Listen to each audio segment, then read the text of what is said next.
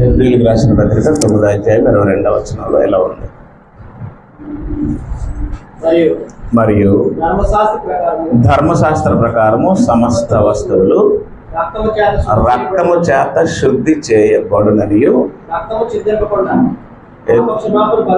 ఏది చిందింపకుండా, రక్తము చిందింపకుండా పాప క్షమాపణ కలగదనియు సామాన్యముగా చెప్పవచ్చును. పాప క్షమాపణకి ఆధారము రక్తము. పాప క్షమాపణకి ఆధారము రక్తం. రక్తము చిందించకుండా పాపాలు క్షమించబడవు. రక్తము చిందించకుండా పాపాలు క్షమించబడవు. అది ఏ నిబంధన అయినా, ఏ కాలమైనా, ఏ యుగమైనా, ఏ తరములోని వారికైనా సరే తమ పాపములు క్షమించబడాలి అంటే తప్పనిసరిగా రక్తము చిందించబడాలి. అది నియమం. రక్తము చిందించకుండా పాపాలకి క్షమాపణ లేదు. అది పితరుల యుగమైన, యోధుల యుగమైన, క్రీస్తు యుగమైన, ఏ యుగమైనా, ఏ తరమైనా, ఏ జన్మలోనైనా ఎవరికైనా సరే తమ పాపములు పరిహరించబడాలి అంటే, తమ పాపాలు క్షమించబడాలి అంటే రక్తమే అవసరం. రక్తం చిందించకుండా పాప క్షమాపణ జరగదు. అది మీకు ప్రాథమికంగా తెలియవలసిన విషయం. అయితే ఏ రక్తం పడితే ఆ రక్తము పాపాలు క్షమించే రక్తము కాదు. రక్తము సర్వ ప్రాణుల్లో ఉంది. రక్తము సకల మానవుల్లోనూ ఉంది. సర్వ ప్రాణుల్లోనూ రక్తం ఉంది.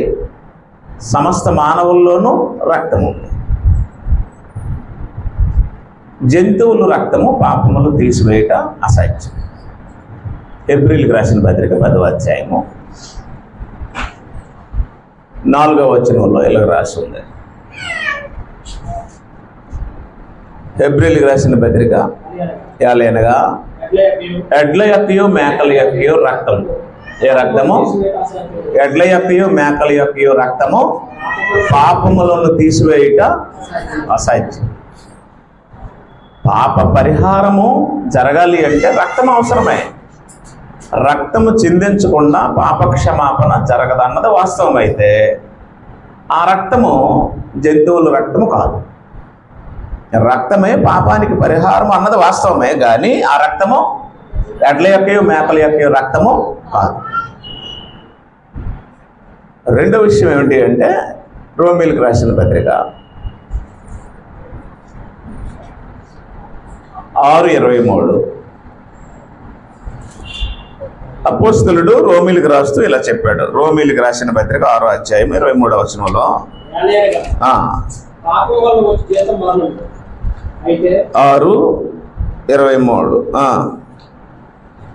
3వ అధ్యాయము 23వ వచనం. ఏ భేదమును లేదు, అందరూ పాపము చేసి దేవుడు అనుగ్రహించి మహిమను. రైట్. అంటే గుడ్డివాడు గుడ్డివానికి త్రావ చూపలేడు అన్నట్టు ఏ భేదము లేదు, అందరూ పాపులు. కాబట్టి ఒక పాపి రక్తము మరొక పాపికి పనికిరాదు. ఒక పాపి రక్తము మరొక పాపికి పనికిరాదు. రక్తమే పాపానికి పరిహారం అన్నది వాస్తవమే, కానీ ఒక పాపి రక్తము మరొక పాపిని రక్షించడానికి పనికిరాదు అన్నది ఇంకా వాస్తవం. ఇక్కడ ఏం రాసి ఉంది అంటే అందరూ 10వ వచనం చూడండి. 3:10 నీతిమంతుడు లేడు, ఒక్కడు లేడు, గ్రహించేవాడు ఎవడునూ లేడు, దేవుని వెదకవాడునూ లేడు, అందరూ త్రావ తప్పారు. అందరూ త్రావ తప్పిన వారి రక్తం త్రావలో పెట్టడానికి పనికిరాదు. ఓకేనా? పాపానికి పరిహారం రక్తమేనమ్మా, కానీ అదే రక్తం కాదు, జంతువుల రక్తం కాదు. రెండు, అదెవరి రక్తం కాదు? పాపుల రక్తము కాదు. ఎందుకంటే త్రావ తప్పే వారిని త్రావలో పెట్టడానికి త్రావ తప్పే వారి రక్తం పనికిరాదు. ఒక పాపిని రక్షించడానికి వేరొక పాపి రక్తము పనికిరాదు. ఇది వాస్తవం. మరి ఎలాంటి రక్తము, ఎవరి రక్తము అంటే మొదటి పేతురు పత్రిక మొదటి అధ్యాయము, పేతురు రాసిన మొదటి పత్రిక మొదటి అధ్యాయము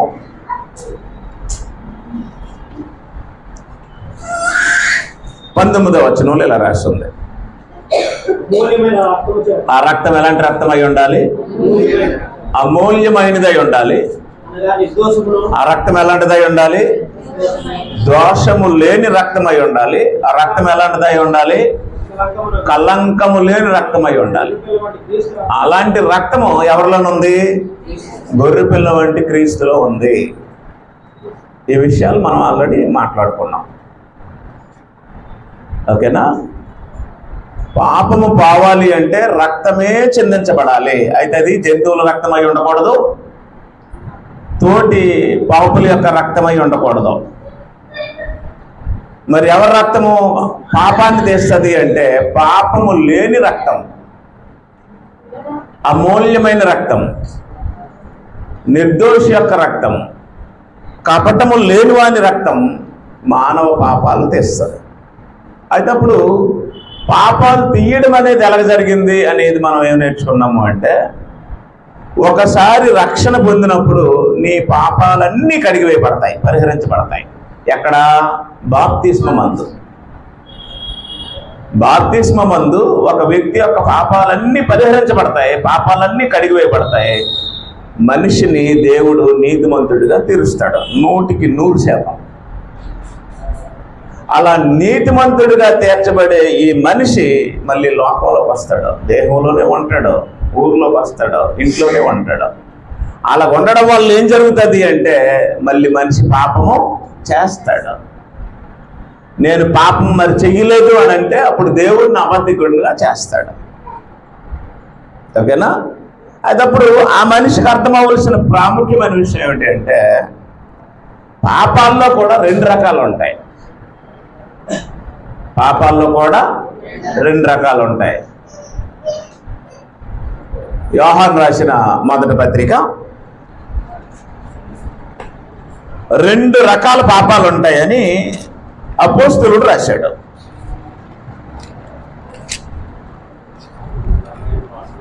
ఎన్ని రకాల పాపాలు ఉంటాయట? 2 రకాల పాపాలు ఉంటాయి. 5వ అధ్యాయము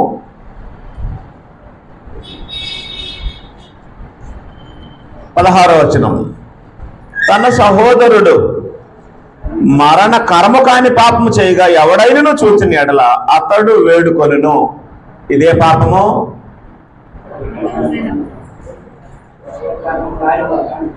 మరణకరము కాని పాపము. మరణకరము కాని పాపము అంటే పీక మీదకి రాని పాపము, పీక తెగిపోని పాపము. ఎవరైనా చేస్తారు, నేను చెయ్యలేదు అనడానికి ఎవరికి అవకాశము లేదు. మరణకరము కాదు, నీ పీక తెగిపోదు, నీ పీక మీదకి రాదు. ఇది ఒక రకమైన పాపం. ఇది ఎవరైనా చేయొచ్చు, ఎవరు చేసినా ఎవరైనా చూడొచ్చు. అప్పుడు చూసిన వాడు ఏం చేయాలి అంటే ఆ మరణకరము కాని పాపము చేసిన సహోదరుడి కొరకు దేవుని వేడుకోవాలి. అయ్యో అయ్యా తండ్రి, నా సహోదరి లేదా నా సహోదరుడు మరణకరము కాని పాపం చేసి ఉన్నాడు, ఈ విషయం అందు ఆయనకి క్షమాపణ దయచేయు అని సహోదరుడు వేడుకోవాలి, ఆ పాపము చేసిన వ్యక్తి కూడా వేడుకోవాలి. ఇదే పాపము, మరణకరము కాని పాపం. మళ్ళీ చదువుతాను 16వ వచనం. ఒక బాబుకు వాక్యం చెప్పుకొని వచ్చాను, మీకు పెట్టాను, చూసారా? గ్రూపులో చూసారా లేదా? ఎందుకు పెట్టాను? తినేసి పట్టు పెంచుకొని పడుకోలేదు, పని చేస్తున్నాను, మీరు చూడండి అని ఒకటి. రెండోది, మీ పిల్లలు ఎవరైనా ఈ వయసులో బాప్తీసాలు పొందకపోతే వాళ్ళు ప్రేరేపించండి అని మీరు గ్రహిస్తారని అలా పెట్టాను. 4 సంఘాలకి పెట్టాను. శ్రీకాకుళం, రాజాం, చిపురుపల్లి, గరివిడి.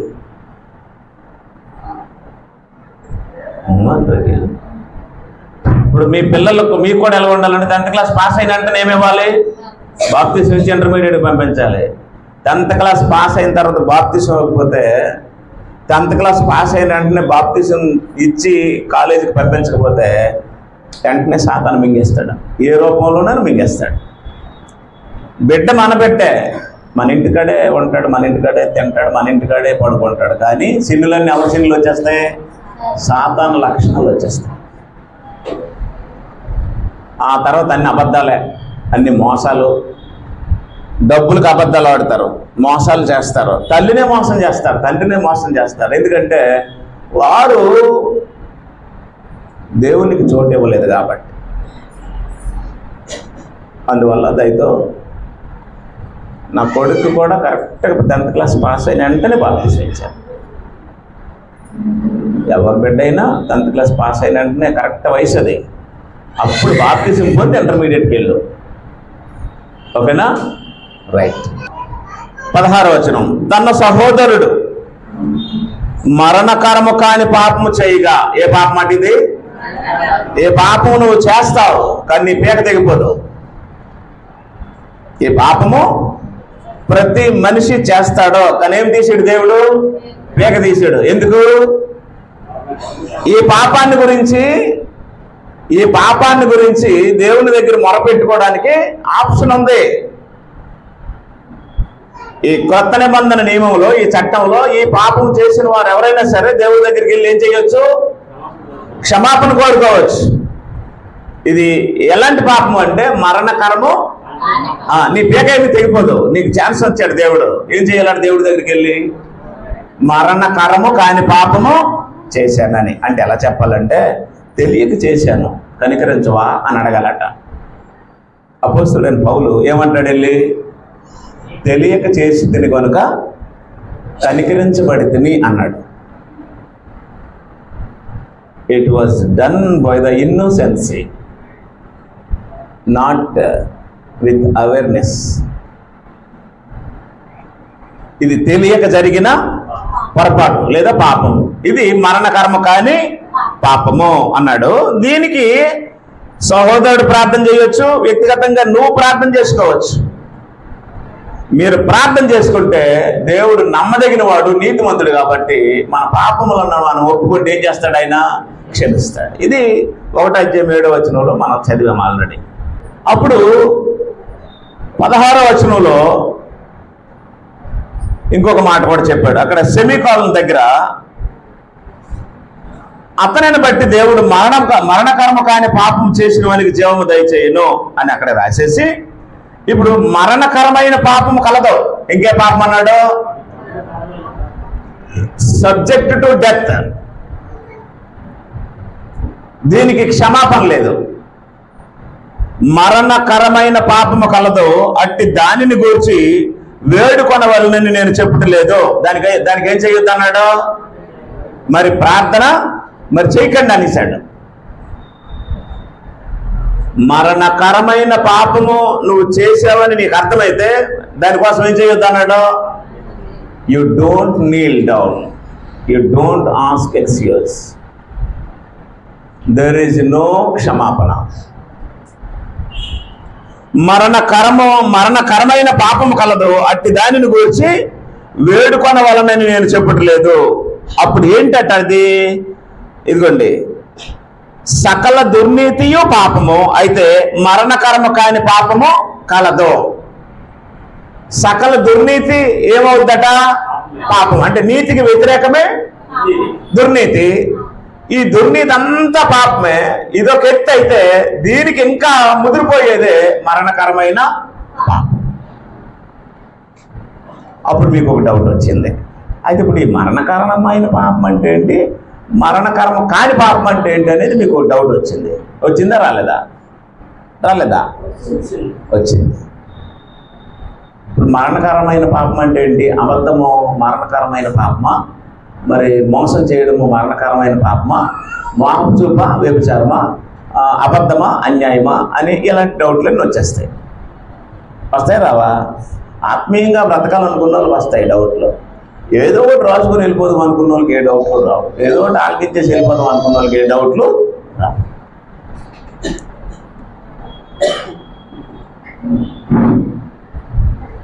మరణకరమైన పాపము ఉంది, మరణకరము కాని పాపము ఉంది. అంటే సింపుల్గా చెప్పాలి అంటే ఇది చేస్తే దేవునికి వ్యతిరేకము, నాకు క్షమాపణ లేదు అని చేసేదే మరణకరమైన పాపం. తెలియకుండా నీ ప్రమేయం లేకుండా ఏదైనా జరిగింది, అప్పుడు నువ్వు దాని గురించి వేడుకోవచ్చు, అది మరణకరము కాని పాపం.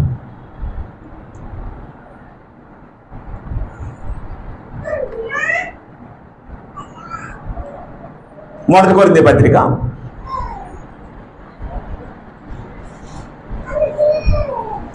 9వ రాసిన మొదటి పత్రిక 6వ అధ్యాయం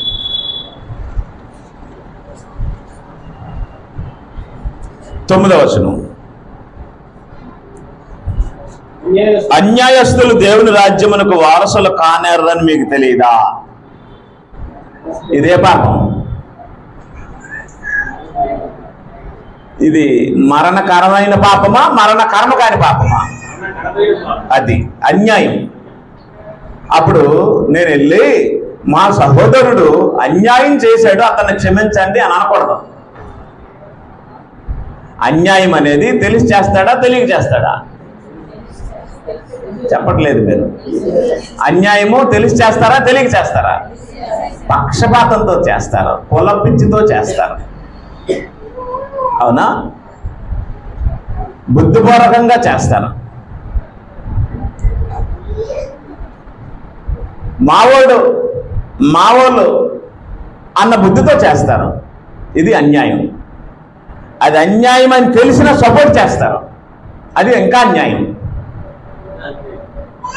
అది అన్యాయం అని తెలిసినా సపోర్ట్ చేస్తారు. ఈయన మా వాళ్ళండి, మా వాళ్ళు, మా అందరూ ఒకటే, అతనులో లేదండి అని, ఇతనులో పొరపాటు ఉందని తెలిసినా పయోడు మావోడు కాకపోతే అతని మీద నేరం మోపడం అన్యాయం. కాబట్టి అన్యాయస్తులు దేవుని రాజ్యమునకు వారసులు. అది అన్యాయము మరణకరమైన పాపం. తర్వాత ఇక్కడ ఇంకొక లిస్ట్ రాశాడు. జారులైనను, విగ్రహారాధికులైనను, వ్యభిచారులైనను, ఆడంగి తనము గలవారైనను, పురుష సంయోగులైనను, దొంగలైనను, లోబులైనను, త్రాగుబోతులైనను, దోషకులైనను, దోచుకుని వారైనను దేవుని రాజ్యమునకు వారసులు వారు. ఇలాంటి వారి కోసం ఏం చేయక్కర్లేదు, వాళ్ళు చేసుకోవక్కర్లేదు, ఇతరులు చేయవలసిన అవసరము లేదు. ప్రకటన గ్రంథము 21వ అధ్యాయం తీసారా?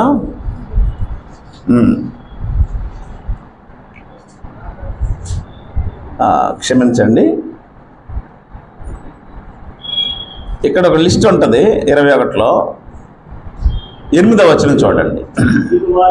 పిరికివారు, అవిశ్వాసులు, అసహ్యులు, నరహంతకులు, వ్యభిచారులు, మాంత్రికులు, విగ్రహారాధికులు, అబద్ధికులు అందరూ అగ్ని గంధకములో మండుచుండు గుండములో పాలు పొందుదురు. ఇది రెండవ మరణము.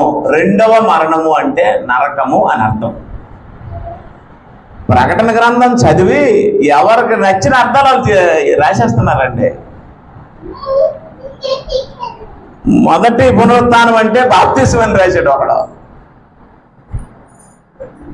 మొదటి పునరుత్థానం అంటే బాప్తిసం అట. రెండవ మరణము అంటే అగ్ని గంధకం. అక్కడే ఉంటుంది అర్థం, వాళ్ళు క్లియర్గా చదవరు. కాబట్టి పాపాలు రెండు రకాలు. ఒకటి బుద్ధి లేక చేసిన పాపము, రెండు బుద్ధిపూర్వకంగా చేసిన పాపం. ఒక పాపానికి క్షమాపణ ఉంటుంది, మరొక పాపానికి క్షమాపణ ఉండదు.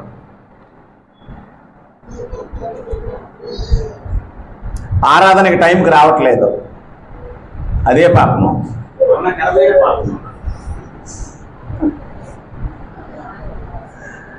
అదే పాపం. అది మరణకరము కానీ పాపమే. కానీ దానికోసం మనం ఏం చేయాలి? వేడుకోవాలి. వాళ్ళు వేడుకోవాలి. కానుకలు ఇవ్వవలసిన విధానంలో ఇవ్వట్లేదు, అదే పాపము. ఇవన్నీ చెప్తే మీరు నన్ను తిడతారు. రైట్. రక్తము చిందించకుండా పాపక్షమాపణ కలగదు అన్నది వాస్తవం. అయితే అదే రక్తమై ఉండకూడదు, జంతువుల రక్తమై ఉండకూడదు, రెండు పాపుల రక్తమై ఉండకూడదు. ఒక పాపి రక్తము మరొక పాపిని రక్షించదు.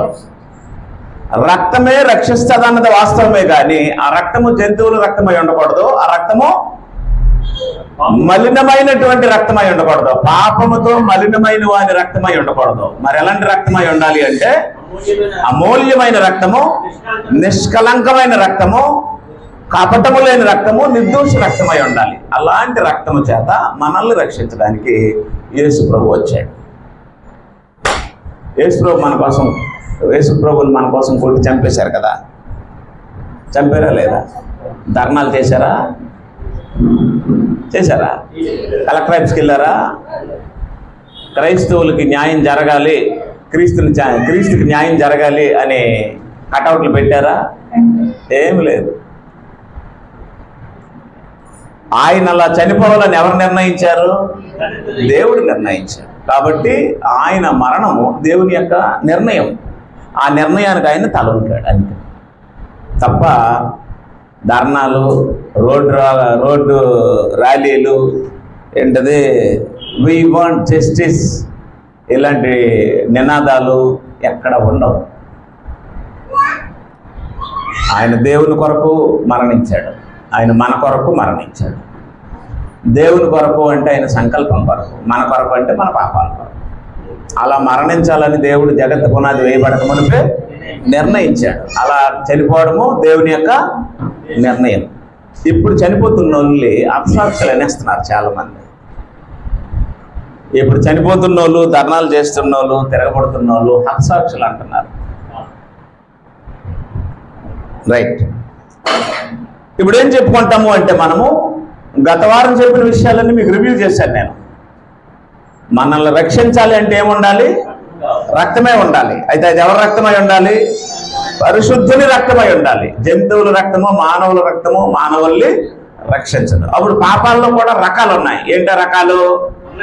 మరణకరమైన పాపం ఉంది, మరణకరము కాని పాపం ఉంది. అక్కడ చెప్తాను, గుర్తుంచుకోండి. ఆదివారం ప్రభురైతుల భోజనం మానేస్తే మరణకరమైన పాపమే చేసినట్టు. ఆజ్ఞ అతిక్రమమే పాపము, పాపం వల్ల వచ్చే జీతము. ఒక 10 నిమిషాలు 5 నిమిషాలు అటు ఇటు అవ్వచ్చు, మీ ప్రయాణంలో ఇబ్బంది పడవచ్చు, మీ ఆరోగ్యం సహకరించకపోవచ్చు, మీరు ఎక్కిన ఆటో టైంకి మిమ్మల్ని తీసుకురాకపోవచ్చు, మీ బండి స్టార్ట్ అవ్వకపోవచ్చు. ఇలాంటి రీజన్స్ ఏవైనా రావడానికి పోవడానికి ఉంటాయి తప్ప అసలు నియమాన్నే మేరడం అనేది పాపం. నా శరీరం తిని నా రక్తం త్రాగువాడే నిత్యజీవము గలవాడు, అంచెదినమున నేను వానిని కనుక. దయతో మీరు గుర్తుంచుకోండి, మన పాపాలు పరిహారం అవ్వాలి అంటే రక్తము చిందించబడాలి. రక్తము చిందించకుండా పాప క్షమాపణ పనికిరాదు అనేది వాస్తవం. అది క్రీస్తు రక్తం చేత మనకు జరిగే పని. అయితే ఇప్పుడు రెండో విషయం ఏమిటి అంటే బోధ. రెండో విషయం ఏమిటి అంటే బోధ. దేవుని అనాది నిర్ణయాన్ని బట్టి, దేవుని సంకల్పాన్ని బట్టి సర్వ మానవుల్ని దేవునితో సమాధానపరిచే బోధ అపోస్తలుల బోధ. ఏ బోధ? అపోస్తలుల బోధ. దీన్ని ఏ బోధ అని లేఖనాలు చెప్పాయి అంటే క్రీస్తు బోధ.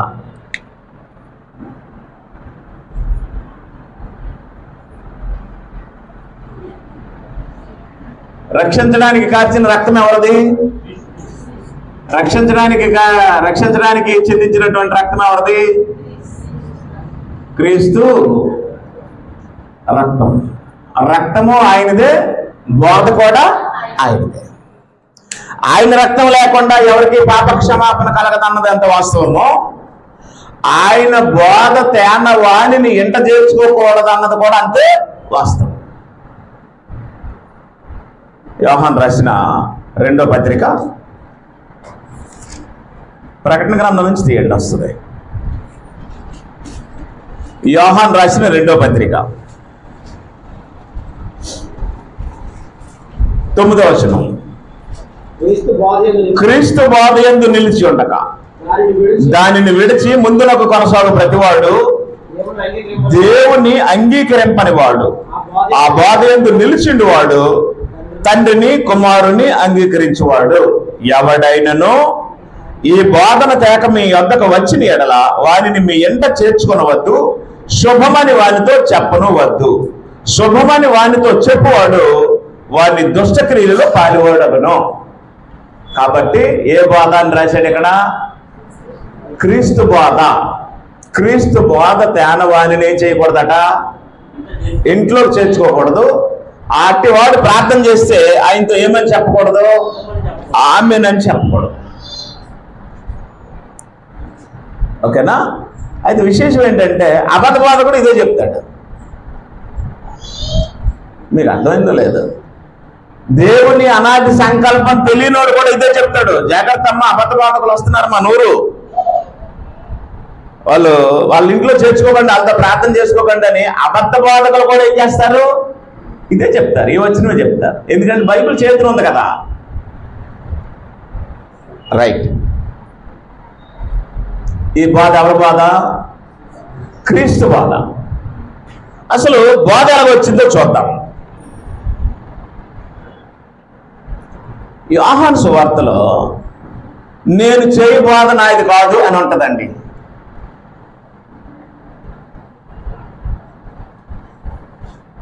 యోహాను సువార్తలో నేను చేయి బాధ నాది కాదు, నన్ను పంపిన వానిదే అని అంటాడు యేసుప్రభు గారు. అంటే బాధ ఎవరిది కాదు? యేసుప్రభుది కాదు. బాధ మరి ఎవరిది? దేవుడిది. నెంబర్ 1, దేవుని బాధ. ఎవరి బాధ?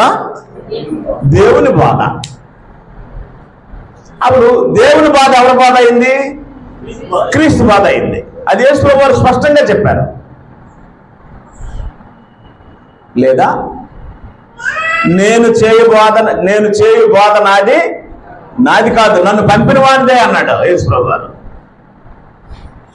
ఆ రెఫరెన్స్ నాకు గుర్తులేదు, వాస్తవంగా చెప్తున్నా. యెషయా గ్రంథము 50వ అధ్యాయం.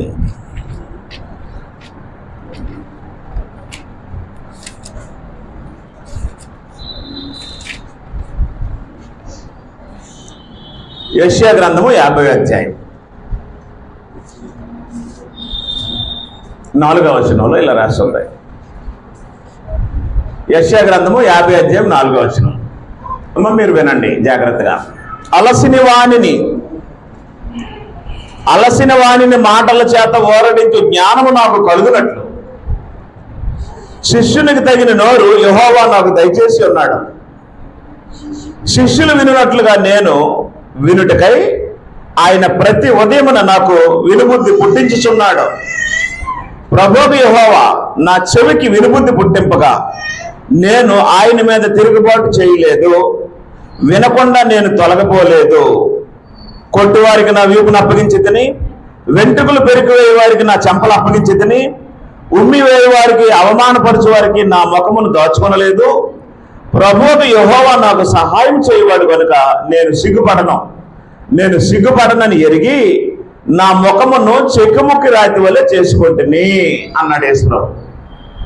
నేను చదివినటువంటి వచనాలు, నేను చదివిన ఈ భాగము యేసుప్రభు మాట్లాడింది. ఓకేనా? రైట్. 8:16 7:16. ఓకే, థ్యాంక్స్ అండి.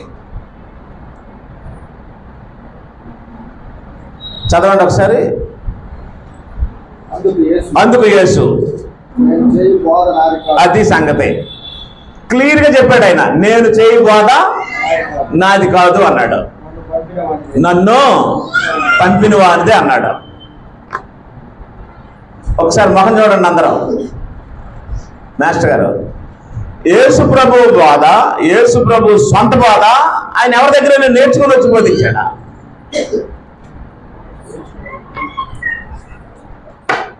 విన్నాను అన్నాడు కదా యెషయా గ్రంథంలో.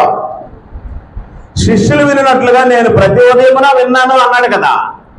నేను నేర్చుకున్నాను అన్నాడు కదా. ఎవరి దగ్గర నేర్చుకున్నాడు? దేవుడి దగ్గర నేర్చుకున్నాడు, తండ్రి దగ్గర నేర్చుకున్నాడు. ఆయన దగ్గర నేర్చుకున్నటువంటి బోధ నా బోధ. అయితే ఈ బోధ నా సొంత బోధ కాదన్నాడు. కాబట్టి బోధ ఎవరిది? దేవునిది. యెషయా గ్రంథము 54లో యేసు ప్రభువు ఏమన్నాడు? ఈ బోధ నాది కాదు అన్నాడు. ఆయనది కాకపోతే మరి ఎవరిది అవుద్ది? యోహాను సువార్త 7:16 క్లియర్ గా ఉంది. యేసు ప్రభువు బోధ ఎవరి బోధ కాదు? యేసు ప్రభువు బోధ కాదు. అది ఎవరి బోధ? దేవుని బోధ. ఇప్పుడు యేసు ప్రభు సొంత బోధ చేస్తాడా? దేవుడు చెప్పిందే చేస్తాడా? అంటే బోధ కానీ క్రియలు కానీ, బోధించే సబ్జెక్ట్ కానీ చేసే క్రియలు కానీ యేసు ప్రభు సొంతంగా ఏది చేయడు. అందుకని అనేక సార్లు ఏం చెప్పాడంటే, తండ్రి నీ చిత్తమే నెరవేర్చాను అన్నాడు. నీ చిత్తమే నెరవేర్చాను, నీ బోధే బోధించాను. నేను ప్రత్యేకంగా ఇంకో బోధ బోధించలా, నా ఇష్టం నెరవేర్చుకోవడానికి నేను రాలేదన్నాడు. అంటే ఆయన చేసేదంతా దేవుని చిత్తమే చేశాడు. ఆయన బోధించేదంతా దేవుని మాటలే మాట్లాడాడు. దేవుడు ఏది చెప్పాడు అదే చెప్పాడు. ఎక్స్ట్రా మాట్లాడే అధికారం ఎవరికి లేదు? యేసు ప్రభువుకి లేదు. ఇప్పుడు చిన్న మాట చెప్తాను, మీరు కోపపడకండి. యేసు ప్రభు బోధించినప్పుడు పరలోక రాజ్యం ఎలా ఉంటుంది, పరలోక రాజ్యం అలా ఉంటుంది, పరలోక రాజ్యం దీనిని పోలి ఉంటుంది, పరలోక రాజ్యం దానిని పోలి ఉంటుంది అని బోధించాడు కదా. పరలోక రాజ్యము సముద్రంలో వేయబడిన వలను పోలి ఉన్నది అన్నాడా లేదా? పరలోక రాజ్యము పొలములో దాచబడిన ముత్యాలను పోలి ఉన్నది అన్నాడా లేదా? అలాగే ఈ ఏంటిది విత్తువాడిని కూర్చుని ఉపమానం చెప్పాడు కదా. విత్తువాడు పొలంలో విత్తనాలు విత్తడానికి వెళ్తున్నప్పుడు కొన్ని విత్తనాలు త్రావు పక్కన పడతాయి, కొన్ని విత్తనాలు రాతి నేలలో పడతాయి, కొన్ని విత్తనాలు మునపాదంలో పడతాయి, కొన్ని విత్తనాలు మంచి నేలలో పడతాయి. ఈ మంచి నేలలో పడే విత్తనాలు 30 వంతులు 60 వంతులు 100 వంతులుగా ఫలిస్తాయి అని బోధించాడా? బోధించలేదా? బోధించలేదా? రైట్. దేవుని బోధ ఎవరి బోధ అయింది? క్రీస్తు బోధ అయింది. ఓకేనా? అప్పుడు క్రీస్తు బోధ ఎవరి బోధ అవ్వాలట? అపోస్తలుల బోధ అవ్వాలి.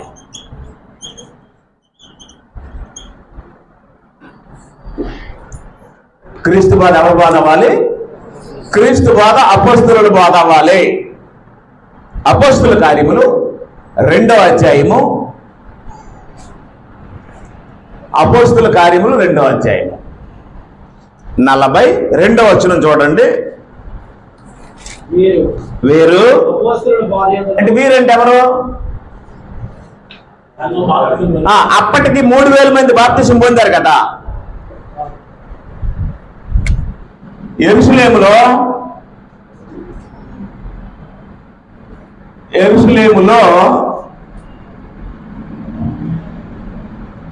పెంతెకొస్తు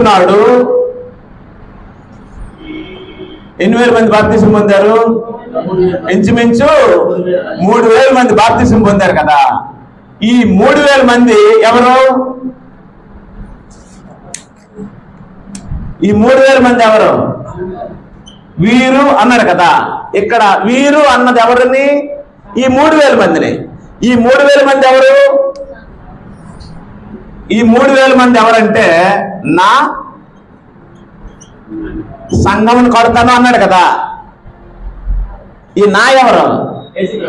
ఈ నా బాప్టిస్ట్ కాదు, ఈ నా లోదర్ కాదు, ఈ నా పోపు కాదు, ఈ నా పెంతెకొస్తు కాదు. ఈ నా ఎవరు? క్రీస్తు. ఏమన్నాడు? నా సంఘమును కట్టుదును అన్నాడు కదా. ఇప్పుడు వీరు అంటే ఎవరు? సంఘం. వీరు అంటే ఎవరు? సంఘం. అప్పుడు వీరు అపోస్తల కార్యములు 2:42 వీరు అపోస్తలుల బోధ యందు. కాబట్టి ఇప్పుడు ఎవరి బోధ అయింది? దేవుని బాధ క్రీస్తుదైంది, క్రీస్తు బాధ అపోస్తలులదైంది. ఓకేనా? దేవుని బాధ అంటే క్రీస్తు ఎవరి దగ్గర నేర్చుకున్నాడు? దేవుడి దగ్గర నేర్చుకున్నాడు. అపోస్తలులు ఎవరి దగ్గర నేర్చుకున్నారు? క్రీస్తు దగ్గర నేర్చుకున్నారు. ఇప్పుడు అపోస్తలుల బాధ ఎవరి బాధ? అపోస్తలుల బాధే క్రీస్తు బాధ, దేవుని బాధే క్రీస్తు బాధ. అంటే ఇటు అపోస్తలులకి అటు దేవునికి మధ్యలో ఎవరన్నారు కీలకంగా? క్రీస్తున్నాడు. మధ్యవర్తి బోధకి, క్రొత్త నిబంధనకు మధ్యవర్తి ఆయనే, బోధకి మధ్యవర్తి ఆయనే, సమాధానానికి మధ్యవర్తి ఆయనే, యూదుల్ని అన్యుల్ని ఏకశరీరంగా చేయడానికి మధ్యవర్తి ఆయనే, సంఘానికి శిరస్సు ఆయనే. అప్పుడు ఇది అర్థం కానివాడు ఎవడైనా సరే, ఈ బాధ తేనవాడు ఎవడైనా సరే మీ ఇంట్లోకి వస్తే ఏమని చెప్పకూడదట? వందనాలు చెప్పకూడదు, ఇంట్లోకి ఆహ్వానించకూడదు, ప్రార్థన చేయమని అడగకూడదు, ప్రార్థన చేయమని తెలుసో తెలియక అడిగితే ఆమె నేను కూడా అనకూడదు. ఎంత భయంకరమో చూడండి. అంటే మీ దృష్టికి ప్యాంట్లు షర్ట్లు వేసుకొని టక్కలు వేసుకొని బైబుల్ పెట్టుకున్న వాళ్ళందరూ బోధకులుగా ఉంటారు. మీ దృష్టికి వాళ్ళందరూ బోధకులుగా ఉంటారు, కానీ వారు క్రీస్తు బోధకులు కారు, క్రీస్తు బోధన తెచ్చేవారు కారు. ఎందుకు కారు? ఎందుకు కారు ఒక సీక్వెన్స్ చెప్తాను. ఓకేనా? అర్థం చేసుకుంటారా? అర్థం చేసుకుంటారా? చేసుకోండి. ఆదికాండం 3వ అధ్యాయం 15వ వచనం. మరియు నీకు స్త్రీకి నీ సంతానానికి ఆమె సంతానానికి. రైట్. బైబిల్లో యేసుక్రీస్తు భూలోకానికి రావడానికి 2 స్త్రీల్ని దేవుడు వాడుకున్నాడు. బైబిల్లో యేసుక్రీస్తుని భూలోకానికి పంపించడానికి, అంటే జగత్తు పునాది వేయబడక మునుపు సర్వలోక పాప పరిహారం నిమిత్తము రక్తం చిందించడానికి కాలము సంపూర్ణమైనప్పుడు రావాల్సిన యేసుక్రీస్తుని జగత్తు పునాది వేయబడక మునుపు నిర్ణయించిన దేవుడు ఆ యేసుక్రీస్తుని శరీరధారిగా భూమి మీదకి పంపించడానికి 2 స్త్రీలను వాడుకున్నాడు. ఎంతమంది స్త్రీలను? 2 స్త్రీలను. ఎవరా 2 స్త్రీలు? మరియా. రైట్. గలతీ 4:4 మరియ గురించి రాసింది. కరెక్ట్. మరియ అనేది అందరి ఆన్సరే కదా. కరెక్ట్. మరొక స్త్రీ ఉంది. ఎవరా స్త్రీ? ఆదికాండం 3:15 ఉంది స్త్రీ. ప్రకటన గ్రంథం 12:1 ఉంది ఈ స్త్రీ. ఈ స్త్రీ ఇశ్రాయేలు.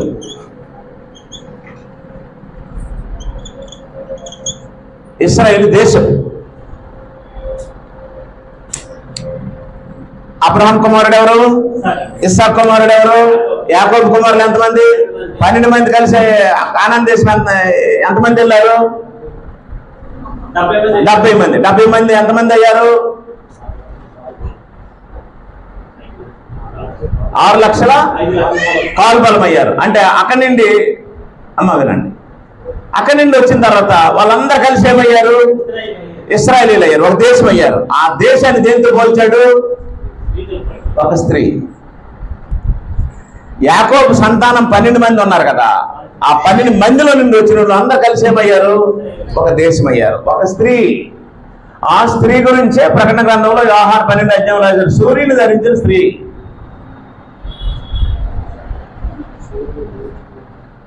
ఆ స్త్రీ ఎవరట? ఒక దేశం. ప్రకటన గ్రంథం 12వ అధ్యాయం 1వ వచనం. అప్పుడు పరలోకమందు ఒక గొప్ప సూచన కనబడిందట. ఏంటంటే ఆ స్త్రీ ఎవరిని ధరించింది? ఆ స్త్రీ సూర్యుని ధరించింది. ఆమె పాదముల కింద ఎవరున్నారు? చంద్రుడు ఉన్నాడు. ఆమె శిరస్సు మీద ఎన్ని నక్షత్రాలు ఉన్నాయి? 12 నక్షత్రాలు ఉన్నాయి. ఆమె గర్భిణి ఏం చేస్తుందట? ప్రసవ వేదన పడుతుంది. ఆమె నొప్పులు పడుతూ కేకలు వేస్తుంది. అలాంటి వాతావరణంతో ఒక స్త్రీ ఉంది. ఎవరా స్త్రీ? మరియమ్మ కాదు. ఒక బిడ్డని ప్రసవించడానికి ప్రసవ వేదన పడుతున్న ఒక స్త్రీ ఉంది. ఆమె సూర్యుని, చంద్రుని, నక్షత్రాలని కలిగినటువంటి స్త్రీ. ఆమె మరియమ్మ కాదు. ఓకేనా? ఆదికాండము 37:9-11. ఆదికాండము 37:9-11.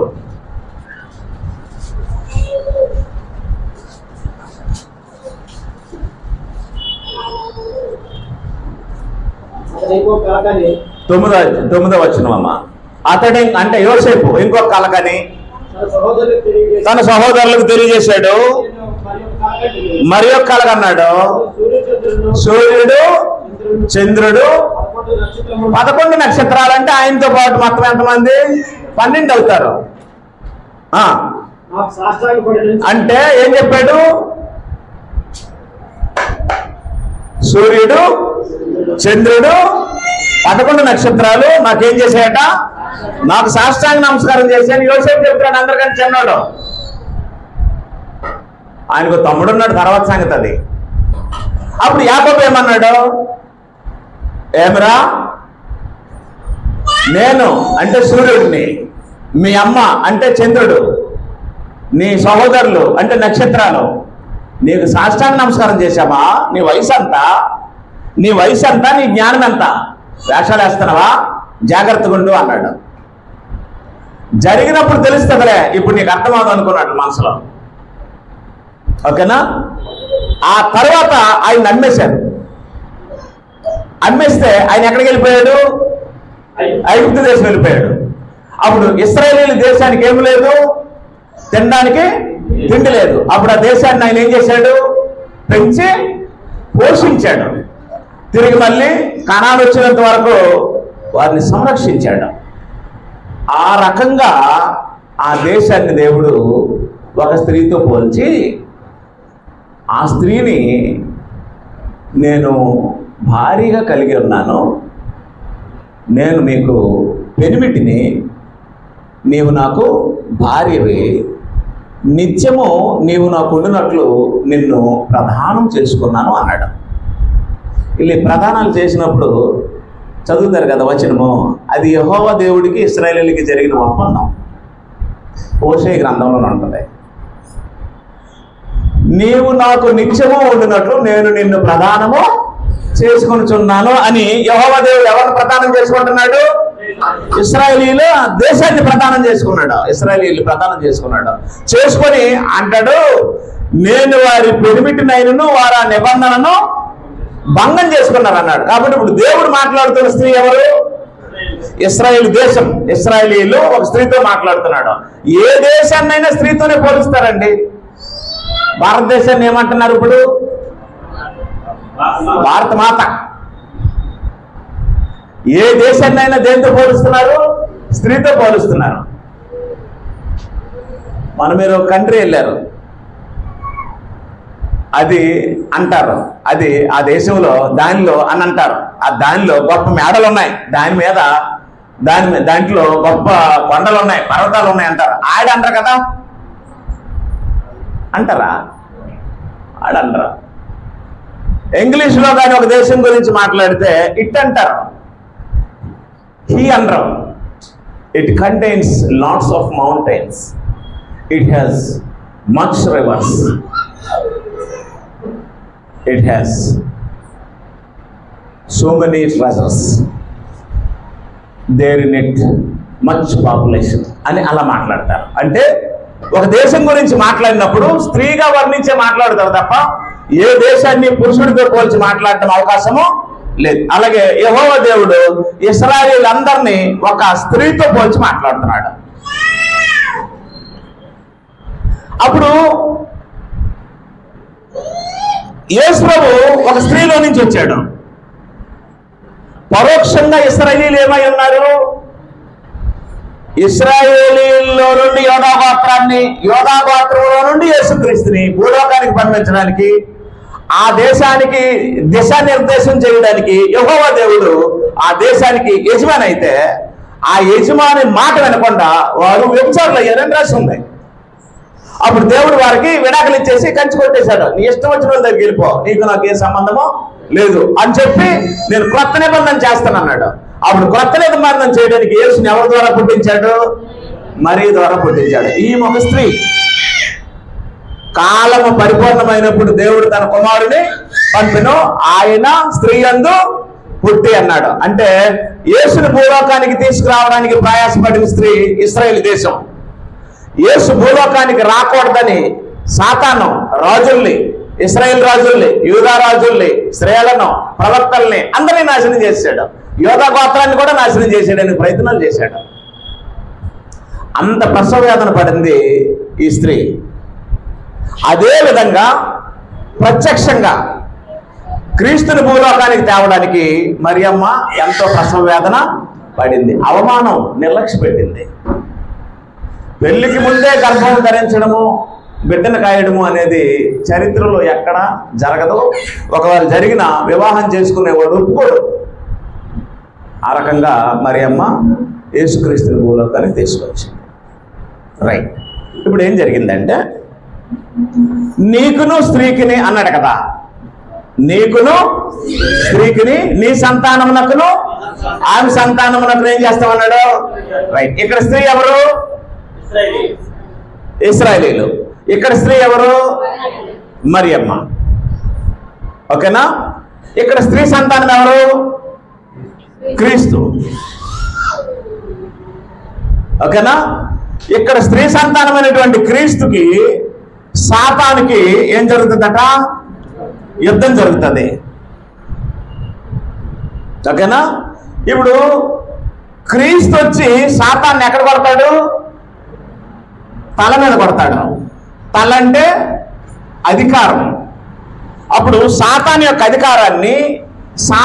అధికారాన్ని కొట్టేసి ఆ అధికారము ఎవరు తీసుకుంటారు? క్రీస్తు తీసుకుంటాడు. అంటే యుద్ధంలో ఓడిపోయిన రాజు పీక మీద గెలిచిన రాజు ఏం చేస్తాడు? కాలేసి ఆయన కిరీటాన్ని ఈయన తీసుకుంటాడు. అర్థం లేదా? యుద్ధంలో ఓడిపోయినటువంటి రాజు తల మీద పీక మీద కాలేసి అంటారు కదా, అది పీక మీద కాలేసి తొక్కిరా అంటారు కదా. ఓడిపోయిన రాజు పీక మీద కాలేసి జయించిన రాజు అతని కిరీటాన్ని ఏం చేస్తాడు? తీసుకుంటాడు. ఓడిపోయిన రాజు ఎవరు? గెలిచిన రాజు ఎవరు? ఇప్పుడు తల మీద కొట్టాడా లేదా? కొట్టలేదా? తల మీద కొట్టాడంటే అర్థం ఏంటి? గొడ్డలతో బుర్ర రెండు మొక్కలు చేసాడని కాదు. సాతాను అధికారాన్ని యేసు ప్రభువు ఏం చేశాడు? తీసుకొని ఇప్పుడు పరలోకమందు భూమి మీద సర్వాధికారి యేసు ప్రభువు అయ్యాడా? అయిన తర్వాత యేసు ప్రభువుని తీసుకొచ్చి దేవుడు ఏం చేశాడు? సంఘానికి శిరస్సుగా నియమించాడు. శిరస్సు అంటే అర్థం ఏంటి? అధికారి. ఓకేనా? వీడేమో లోకాధికారి. ఇప్పుడు యేసు ప్రభువు ఏమో లోకానికి, పరలోకమందును భూమి మీదను సర్వాధికారి వేయబడి ఉన్నది కదా. యేసు ప్రభువు ఏమో సర్వాధికారి అయ్యాడు. శిరస్సు అంటే అధికారి, ఆధిపత్యం గలవాడు, అధికారం గలవాడు. అప్పుడు సాతాను చనిపోడా? సాతాను అంతమైపోలే. ఇప్పుడు ఉన్నాడా లేడా? మీ విరోధి అయిన సాతాను, మీ విరోధి అయిన అపవాది ఎవరిని మృంగుతున్నా అని వెతుకుతూ తిరుగుతున్నాడా అని చెప్పాడా లేదా? అలా తిరుగుతున్నటువంటి సాతాను ఏం చేస్తాడంటే, ఆల్రెడీ తనను జయించిన రాజు మీద యుద్ధం చేసి మరి జయించలేడు. అప్పుడు అక్కడ ప్రవచనం ఉంది కదా, ఎక్కడ? ఆదికాండం 3:15 నీకును స్త్రీకిని, నీ సంతానమునకును ఆమె సంతానమునకును వైరం కలుగు చేస్తానన్నాడు. నీవు తల మీద కొడతావని చెప్పండి. కొట్టాడా? కొట్టలేదా? తల మీద కొట్టబెట్టి ఇప్పుడు అధికారం ఎవరిదైంది? క్రీస్తు అయింది. అయితే సాతాను చచ్చిపోయాడా? బ్రతిగా ఉన్నాడా? అప్పుడు సాతాను ఏం చేస్తాడట? సాతాను క్రీస్తు యొక్క తల మీద కొట్టడు. ఎక్కడ కొడతాడు? మడిం మీద కొడతాడు. మడిం మీద కొట్టడం అంటే ఎక్కడ? సంఘం మీద కొడతాడు. సంఘము క్రీస్తు శరీరమే కదా కాదా? సంఘము క్రీస్తు యొక్క శరీరమే కదా. కాబట్టి ఇప్పుడు సాతాను దాడి ఎటు నుంచి చేస్తున్నాడు? శిరస్సు మీద నుంచి చేస్తున్నాడా? పాదాల మీద నుంచి చేస్తున్నాడా? ఆ పాదాల్లో నువ్వు నేను ఉన్నాం. ఓకేనా? ఇప్పుడు మనం క్రీస్తు యొక్క సంఘం అయితే దాడి ఎక్కడి నుంచి జరుగుతుంది? తల మీద నుంచి జరగదు. ఎందుకంటే తల దగ్గర ఎవరున్నారు? క్రీస్తు ఉన్నాడు. ఆయన ఆల్రెడీ జయించేశాడు. ఆయన జయించే శక్తి సాతానికి మరి లేదు. అప్పుడు సాతాను ఊరుకోడు కాబట్టి అప్పుడు ఎక్కడి నుంచి దాడి చేస్తున్నాడు? సంఘం మీద దాడి చేస్తున్నాడు. ఈ దాడి మొదటి శతాబ్దంలో పౌలుతో ప్రారంభమైంది. ఈ సంఘం నివసించడానికి బయలుదేరాడు కదా. అప్పుడు యేసుప్రభువు కనిపించి సౌలా సౌలా నీవు నన్ను ఎలా నివసించున్నావు అని అన్నాడు. నేను ఎక్కడి నుంచి నివసిస్తున్నాను అని అంటే నా సంఘాన్ని నివసిస్తే నన్ను నివసించినట్టే అన్నాడు. అంతే కదా. భార్యను ఎవరైనా ఏదైనా అంటే తను అన్నట్టే కదా భర్త ఫీల్ అవుతాడు. మీరు ఆవిడని అనుకోండి, మీరు ఆవిడని తిట్టుకోండి, మీరు ఆవిడని కొట్టుకోండి అని ఏ భర్త అయినా అంటాడా? అంటే అతను భర్త అవుతాడా? అవును కదా. కాబట్టి భర్తగా శిరస్సుగా అధికారిగా క్రీస్తు సంఘానికి ఉన్నప్పుడు సంఘం మీద దాడి జరిగితే ఎవరు బాధపడ్డారు? క్రీస్తు బాధపడ్డాడు. ఇప్పుడు మీకు దాడి అర్థమైంది కదా. సాతాను దాడి క్రీస్తు మీద చేస్తున్నాడా? సంఘం మీద చేస్తున్నాడా? సంఘం మీద దాడి చేస్తున్నాడు. మడిం మీద కొట్టడము అంటే అర్థం అది. రోమా సామ్రాజ్యాన్ని వాడుకున్నాడు క్రీస్తు సంఘాన్ని నాశనం చేయాలని, చేయలేకపోయాడు. సౌలు వాడుకున్నాడు క్రీస్తు సంఘాన్ని నాశనం చేయాలని, చేయలేకపోయాడు. ఎంతోమంది చక్రవర్తులు వాడుకున్నాడు, నాశనం చేయలేకపోయాడు. ఎందుకంటే దానికి అన్నటికీ నాశనం కలదని దానియేలు గ్రంథంలో రాసి ఉంది. దాన్ని నాశనం చేయడానికి పరిగెట్టేవాడు నాశనం అయిపోతాడు, కానీ అది నాశనం అవడానికి అవకాశమే. ఆ రకంగా దేవుడు ఇద్దరు స్త్రీలను వాడుకొని మూడో స్త్రీని కట్టాడు. మూడో స్త్రీ ఎవరు? సంఘమే. సంఘం కూడా దేంతో పాటుపడింది? స్త్రీ కదా. అప్పుడు సంఘాన్ని ఎవరు ప్రదానం చేశాడు? క్రీస్తుకు ప్రదానం చేశాడు. ఓకేనా? రైట్. ఇప్పుడు ఎవరి బోధతో ఇదంతా జరిగింది? జరిగిందా లేదా? ఇప్పుడు సాతాను ఏం చేస్తాడు తెలుసా? కొరింథీయులకు రాసిన పత్రిక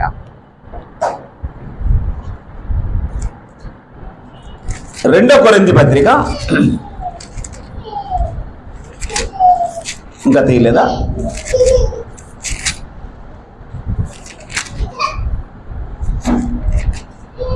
11వ అధ్యాయం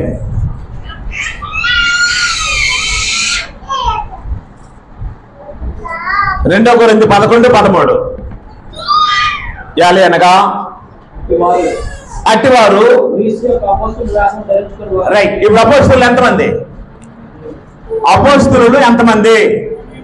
12 మంది. ఓకేనా? 12 మంది అపోస్తలులు వాక్యం చెప్తే ఎంతమంది బాప్తిసం పొందారు? 3000 మంది బాప్తిసం పొందారు. అక్కడికి అయిపోయింది కదా. వీళ్ళు ఎవరు అపోస్తలులు? క్రీస్తు యొక్క అపోస్తలులు.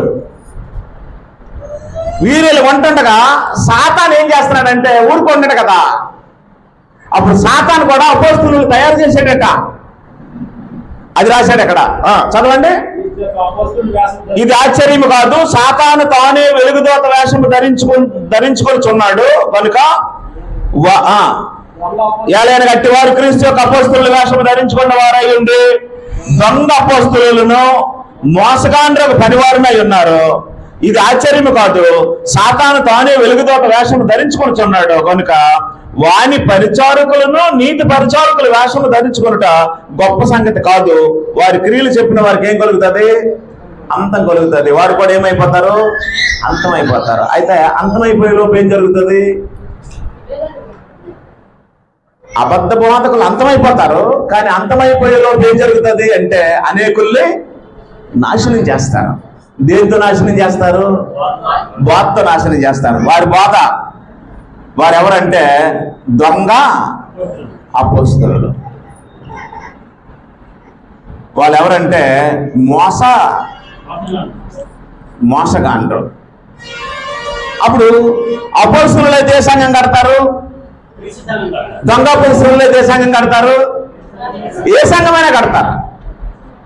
ఇప్పుడు విషయం ఏంటంటే అపోస్తలుల దగ్గర అదే బైబిల్ ఉంటుంది, దొంగ అపోస్తలుల దగ్గర అదే బైబిల్ ఉంటుంది.